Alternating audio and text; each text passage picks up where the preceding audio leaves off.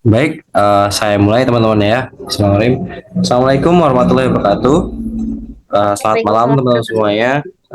Izinkan kami, dari kelompok kami, untuk memaparkan hasil tugas kami tentang pengolahan daging menjadi ham. Di sini ada saya, Asma Dika Cahaya Tirta, dengan NIM D2A 024001, dengan Mbak Awalia Putri Setiawati, dengan NIM berapa, Mbak Putri? Maaf. dengan NIM D2A024004.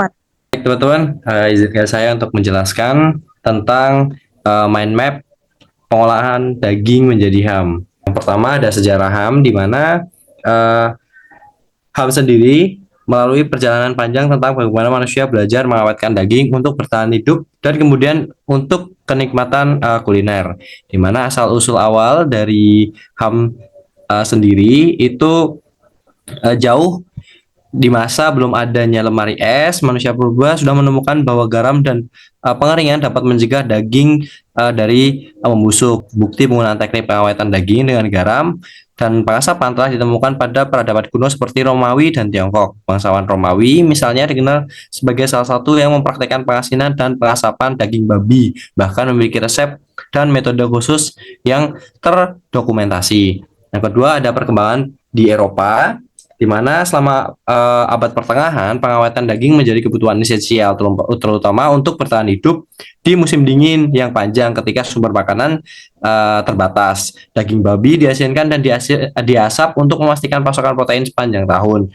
Nah, seiring waktu metode ini disempurnakan dan menjadi bagian tak terpisahkan dari budaya kuliner di berbagai daerah, menghasilkan berbagai variasi ham regional yang unik seperti prosciutto dari Italia atau jamon Sarano dari Spanyol. Nah, perkembangan ham sendiri di modern itu revolusi industri membawa perubahan besar dalam produk ham. Skala produksi menjadi lebih besar dan proses mulai distandarisasi. Penemuan teknologi pendinginan dan pemahaman ilmiah tentang peran garam dan nitrit atau nitrat dalam pengawetan dan pengembangan rasa membuka jalan bagi produksi ham massal yang lebih efisien dan aman. Kemudian kita masuk pada proses dan teknik pembuatan ham. Nah, pembuatan ham sendiri merupakan seni dan sains yang melibatkan beberapa tahapan krusial untuk mengubah paha babi segar menjadi produk yang lezat dan awet. Nah, pemilihan daging di mana pemilihan daging ini krusial yang di apa namanya gunakan pada ham itu umumnya paha babi karena memiliki komposisi otot dan lemaknya yang ideal. Daging harus segar, berkualitas baik, dan memiliki rasio lemak daging yang sesuai untuk menghasilkan tekstur dan rasa yang diinginkan. Nah, tahap kedua yaitu curing atau pengasinan. Ini merupakan tahap paling fundamental dalam pembuatan ham. Tujuannya untuk menarik kelembapan dari daging, menghambat pertumbuhan bakteri dan memberikan rasa. Nah, pada pengasinan ini terdapat tiga metode. Yang pertama ada dry curing atau pengasinan kering, di mana daging dilumuri secara meluruh dengan campuran garam, gula, nitrit atau nitrat sebagai pengawet dan penambah warna merah serta biasanya ditambahkan dengan rempah-rempah. Nah, yang kedua ada wet curing atau brining atau pengasinan basah, di mana daging direndam dalam larutan air yang mengandung garam, gula, nitrat, dan bumbu. Nah, metode ini lebih cepat dan menghasilkan ham yang lebih lembab. Yang ketiga ada injeksi, di mana larutan curing disuntikan langsung ke dalam daging, mempercepat penetrasi bahan pengawet dan mempersingkat waktu curing secara signifikan. Nah, kemudian setelah adanya pengasinan, itu ada washing atau pencucian. Setelah proses curing selesai, daging dicuci bersih untuk menghilangkan kelebihan garam dan bumbu dari permukaan. Kemudian terdapat drying atau pengeringan, di mana daging dikeringkan di udara untuk menghilangkan kelembapan permukaan yang tersisa sebelum tahap selanjutnya. Nah, ini penting karena untuk mencegah pertumbuhan mikroorganisme yang tidak diinginkan. Nah, yang selanjutnya ada smoking atau pengasapan. Nah, ini merupakan opsi langkah yang opsional, di mana pengasapan uh, ini untuk menambahkan aroma dan rasa yang kompleks pada ham, sekaligus berperan sebagai pengawetan tambahan. Nah, dalam smoking ini ada dua tahapan, ada cold smoking atau pengasapan dingin, di mana daging diasap pada suhu rendah, yaitu di bawah 30 derajat Celcius selama berjam-jam atau berhari-hari. Ini tidak memasak daging, melainkan memberikan aroma asap yang kuat dan memperpanjang daya simpan.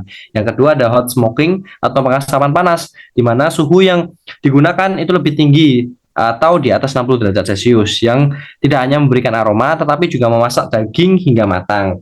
Nah, kayu untuk smoking ini beragam, tetapi pada umumnya itu menggunakan kayu hickory, applewood atau mesquite yang sangat mempengaruhi profil rasa asap pada ham. Nah, yang selanjutnya ada aging atau maturasi atau pematangan. Nah, ini tahap yang penting juga untuk ham yang dikiringkan secara tradisional. Daging digantung di tempat yang terkontrol suhu dan kelembapannya selama berbulan-bulan hingga bertahun-tahun. Selama periode ini terjadi perubahan biokimia kompleks yang mengembangkan rasa, aroma, dan tekstur khas ham yang kaya dan mendalam. Nah, setelah pematangan itu pemasakan. Nah, kalau pemasakan ini dilakukan jika belum dilakukan asap yang metode panas tadi atau hot smoking. Nah, beberapa jenis ham, terutama yang melalui dry curing atau cold smoking, memerlukan pemasakan sebelum dikonsumsi. Ini biasanya dilakukan dengan merebus, memanggang, atau mengukus hingga matang sempurna. Nah, untuk materi selanjutnya akan disampaikan oleh Mbak Awalia Putri. Oke, sepertinya ada kendala dari Mbak Putri. Saya lanjutkan terlebih dahulu tentang kelebihan dan kekurangan ham ya. Pada keunggulannya, dari produk ham ini memiliki keunggulan daya tahan yang tinggi, di mana proses pengawetan membuat ham sangat awet, cocok untuk penyimpanan jangka panjang. Memiliki rasa yang unik, di mana kombinasi pengasinan, pengasaman, dan pematangan menghasilkan profil rasa yang kaya uh, dan umami, dan seringkali sedikit manis atau gurih yang sangat digemari. Dan selanjutnya keuntungannya yaitu fleksibilitas kuliner, di mana ham sangat serbaguna, dapat dinikmati langsung sebagai irisan dingin, ditambahkan ke sandwich, salad, sup, pasta, atau sebagai bahan utama dalam hidangan yang dipanggang. Nah, yang selanjutnya ada sebagai sumber protein, di mana ham merupakan sumber protein hewani yang baik, esensial untuk pertumbuhan dan perbaikan jaringan tubuh. Tapi ham memiliki beberapa kekurangan, di mana kandungan garam yang tinggi. Karena proses pengasinan, ham memiliki kandungan natrium yang sangat tinggi, yang dapat berkontribusi pada tekanan darah tinggi dan masalah kesehatan lainnya jika dikonsumsi berlebihan. Yang kedua ada kandungan lemak, di mana tergantung pada potongan dan jenis ham, tapi pada beberapa varietas bisa sangat tinggi lemaknya, terutama lemak jenuh. Nah, terdapat nitrat atau nitrit, di mana penggunaan nitrat ini sebagai pengawet telah menjadi subjek perdebatan terkait potensi pembentukan nitrosamin yang bersifat karsinogenik pada suhu tinggi. Namun penggunaan dalam jumlah yang diizinkan dan pengawasan yang ketat telah meminimalkan resiko ini.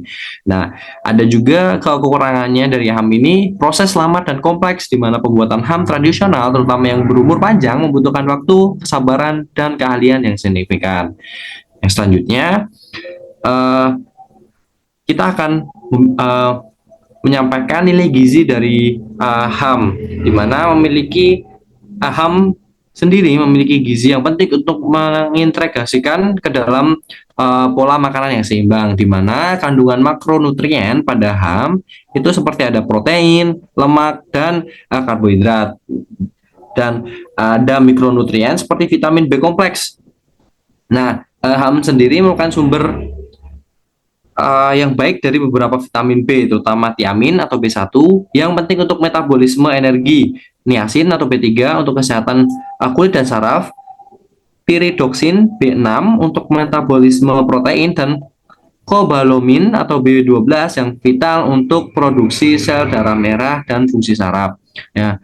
Ada pula dalam ham ini terdapat mineral seperti zat besi, seng, selenium, fosfor, kalium, dan tentu saja ada sodium atau garam. Nah, selanjutnya pada pengembangan ke depannya itu akan disampaikan kembali oleh Mbak Putri. Baik, saya akan lanjutkan mengenai pengembangan ke depannya. Industri ham terus beradaptasi dengan permintaan konsumen, kemajuan teknologi, dan isu keberlanjutan. Beberapa area pengembangan utama meliputi yang pertama inovasi produk dan rasa, kemudian teknologi produksi dan keamanan pangan, kemudian keberlanjutan dan etika produksi, dan pemasaran juga edukasi konsumen.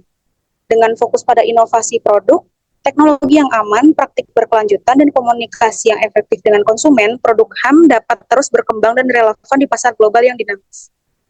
Mungkin cukup sekian, apabila ada pertanyaan dipersilahkan. Saya Rehan izin bertanya. Untuk pertanyaannya ini, adakah inovasi-inovasi yang dihasilkan atau berasal dari daging ham ini juga kan dilihat dari proses-prosesnya itu cukup panjang gitu. Mungkin nggak ada inovasi-inovasinya gitu, seperti itu. Baik, saya izin menjawab untuk pertanyaan dari Mas Rehan. Untuk inovasi produk dan rasa dari ham ini, ada ham rendah garam atau rendah lemak, kemudian ada rasa baru dan kombinasi bumbu, contohnya itu seperti ham dengan sentuhan rasa Asia atau rempah Mediterania. Kemudian ada ham berbasis nabati atau plant-based ham, yang berbahan dasar tanaman, misalnya jamur, kedelai, atau protein kacang-kacangan, menjadi sangat relevan. Yang tujuannya itu untuk meniru tekstur, rasa, dan penampilan ham daging. Kemudian ada format produk baru, yang mana pengembangan ham dalam bentuk yang lebih praktis atau inovatif, seperti ham ini siap saji dalam porsi yang individual, ham potong dadu untuk salad, atau produk turunan lainnya. Mungkin apabila ada tambahan dari Mas Dika, bisa ditambahkan, Mas. Ini saja cukup. Bagaimana Mas Raihan? Apakah sudah menjawab? Sudah Mas, terima kasih banyak. Baik, Mas Rehan, terima kasih atas pertanyaannya. Mungkin seperti itu pemaparan mind map tentang pengolahan produk daging menjadi ham dari kelompok kami. Kurang lebihnya mohon maaf. Wassalamualaikum warahmatullahi wabarakatuh.